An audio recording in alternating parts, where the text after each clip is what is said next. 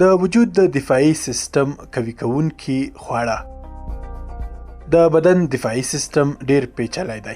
دنده یې له میکروبونو سره مبارزه ده. د دې سیستم د پیاوړي کولو په خاطر موږ ټول اړ یو داسې خواړه وخورو چې د ویروسونو او ناروغیو پر وړاندې مو غښتلي کړي.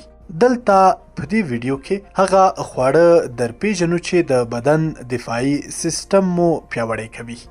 لومړی هم هوږه په خپل ځانګړي جوړښت سره په بېلابېلو ډولونو کولی شي د وجود دفاعي سیستم قوي کړي.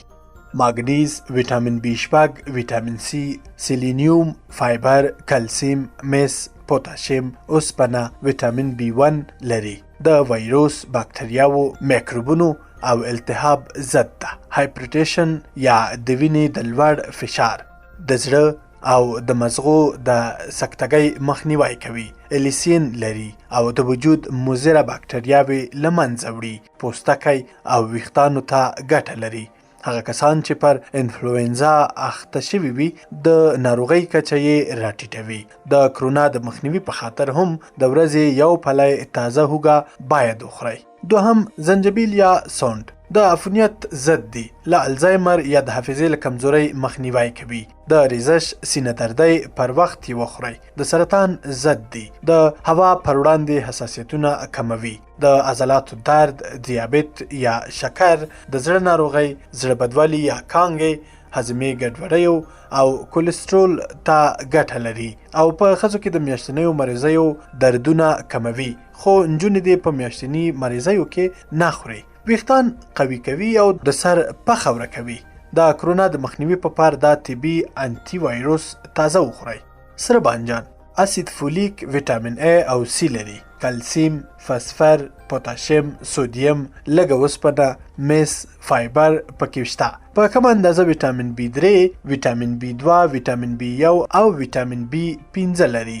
اشتها پارونکي، د ستړیا او ستومانۍ ضد، د عصبي سیستم، زړه او د وینې د بهیر قوي کوونکی خاصیت لري. بله ځانګړنه یې دا ده چې د سرطان ضد، سترګو دفاعي سیستم، پوستکي او زړه ته ګټور دی.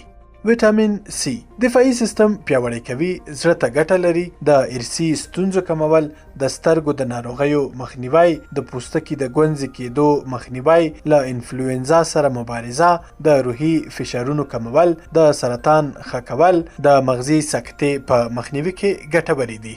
مرچ تازه مرچ ډیر زیات بیتا کروتین لري. ویټامین C، ویټامین A، کپسایسین، کارتینویدونه هم پکې شته. بیتا کاروټین، ویټامین A او C د وجود دفاعي سیستم پیاوړی کوي. ستوني درد او ریزش ورکوي. د وینې شکر هم کنټرولوي ځکه چې موجوده کپسایسین او ویټامینونه د وینې انسولین تنظیموي. د سرطان مخنیوی کوي. میګریني او سینوزیټ سردردونه ورکوي. کچالو کې فایبر، ویټامین A، C او B6، معدني مواد، کاربوهایدریت، فسفر، کلسیم، ماګنیزیم، د پنما مغزي توکي، فولیک اسید، انټي اکسیډانټونه شته دي. هډوکو ته ګټه لري ځکه چې فایبر، کلسیم، فسفر او اوسپنه لري. د وینې فشار سموي ځکه چې پوتاشیم لري. فایبر، پوتاشیم او ویټامینونه یې د وینې کلسترول کموي نو زړه روغ ساتي.